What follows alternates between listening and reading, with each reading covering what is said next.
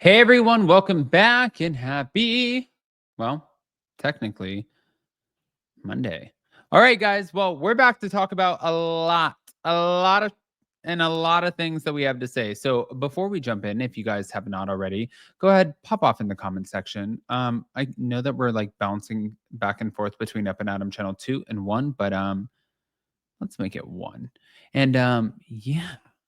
Go ahead, smash the like button. If you're not subscribed, get subscribed. Don't forget to hit that notification bell, and let's jump right in. Here we go.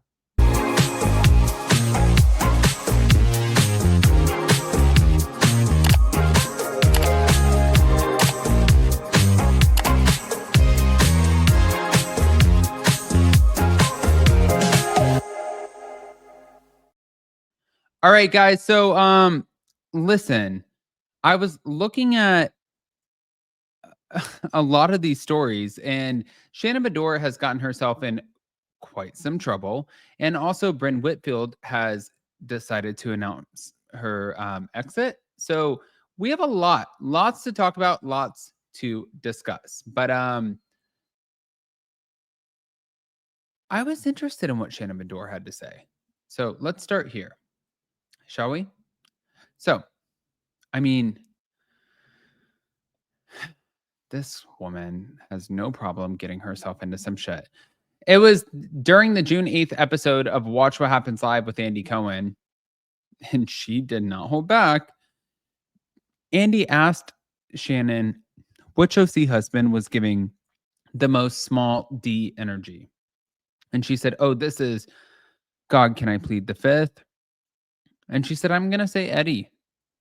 And she said, "Okay, bring it on." And Andy said, "I have a feeling we're going to hear about this."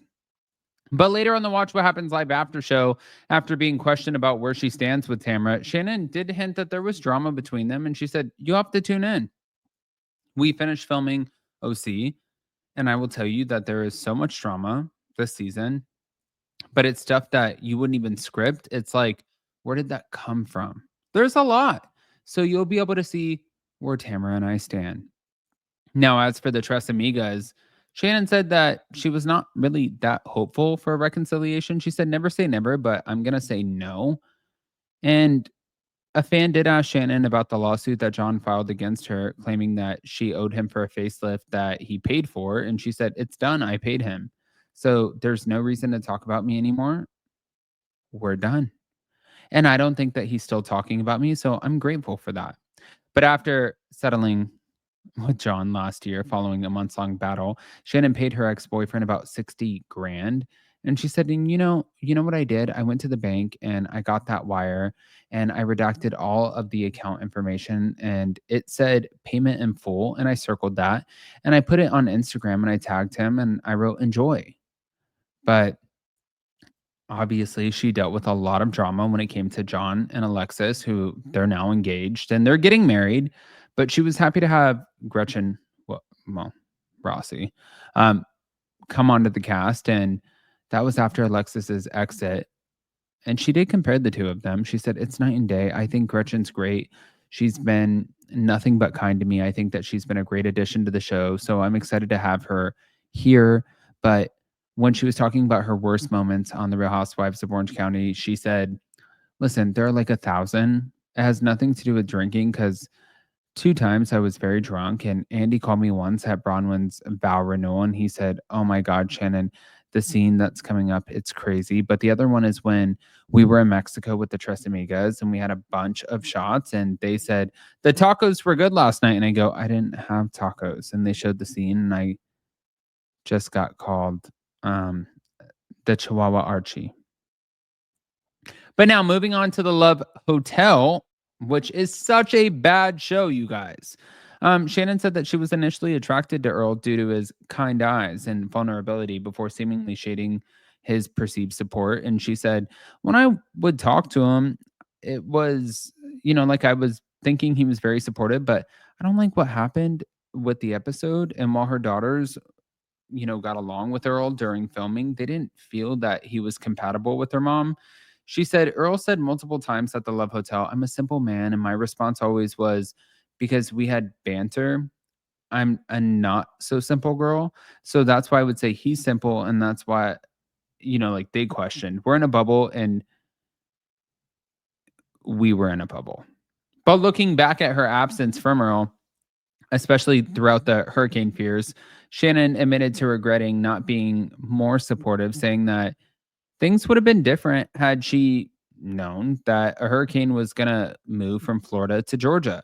She said, "Can I just say one thing about Earl? When we were getting along, it was really good, and that's why tonight when you see me in the show, I'm so sad. It's because to me, it was even more devastating. It's like, wow, things are good with him. They're so great." But also on the live broadcast, Shannon said that I'm going to give you my thoughts on Ashley Darby and her daddy issues. She said, "I'm a huge Wale fan and I love Ralph. We were very close, but I thought that she and Wale had something special. So I don't know when the daddy issues are going to go away. I truly do not know." Um, Listen, we're all about it. So Tamara is about to eat your ass alive. We know that. Um, for Ashley and Wale, that's fine. None of you guys ended up with anybody from the Love Hotel on Bravo. Like you even see right now, Luann de Lesseps, and it's like she didn't end up with anyone. It just like it feels like a joke. It feels like now the joke is on us, but it's actually not. Like the joke is on you guys for promoting it, but then also the joke is on Bravo for putting out such a garbage show. But that's how I feel.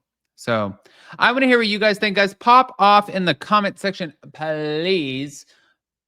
But no, we're not done. This. Did you guys see this? Yeah. Brynn Whitfield said, and not messy topics, a little life update. After a lot of thought, I've made the decision to walk away from reality TV for now. Last week, Hoppy, the dating app that I co-founded and proudly serve as chief marketing officer, hit a massive download milestone, and I can't even put into words how surreal it feels. All I want to do now is pour every ounce of energy into building Hoppy into the #1 dating app in the world. The Real Housewives of New York will always be one of the most fun, chaotic, and magical chapters of my life. It was the honor of a lifetime to help reboot such an iconic franchise. From day one, I believed RHONY is a fan show. We're just temporary custodians of something that truly belongs to the viewers. And I hope that I made you laugh a lot, cry a little, and more than anything, I hope that there's a TV in heaven so that Mimi, who lived for her shows, could watch me and be proud. To every person who gave me a chance, cheered me on, and afforded me love and grace, thank you. I'm endlessly grateful. The good news is I'm just getting started, and I never felt more me than on my Spotify podcast. Please see below and prepare to laugh, cry, and possibly poop when you read my book coming out later this year. To date, I've only shared a fraction of who I am, what I've been through, and what I've learned.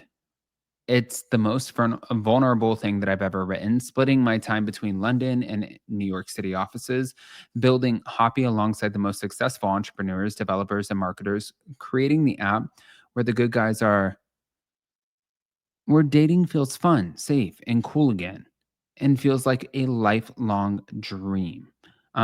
That's coming true. As Sheryl Sandberg said, if you're offered a seat on a rocket ship, don't ask what seat, just get on. So here we go. We're done dating his dad. It's time to steal his inheritance. Okay. Well, yeah. I want to hear what you guys think, guys. Pop off in the comment section. If you're not subscribed, get subscribed. Definitely don't forget to hit that notification bell, and we'll see you next time.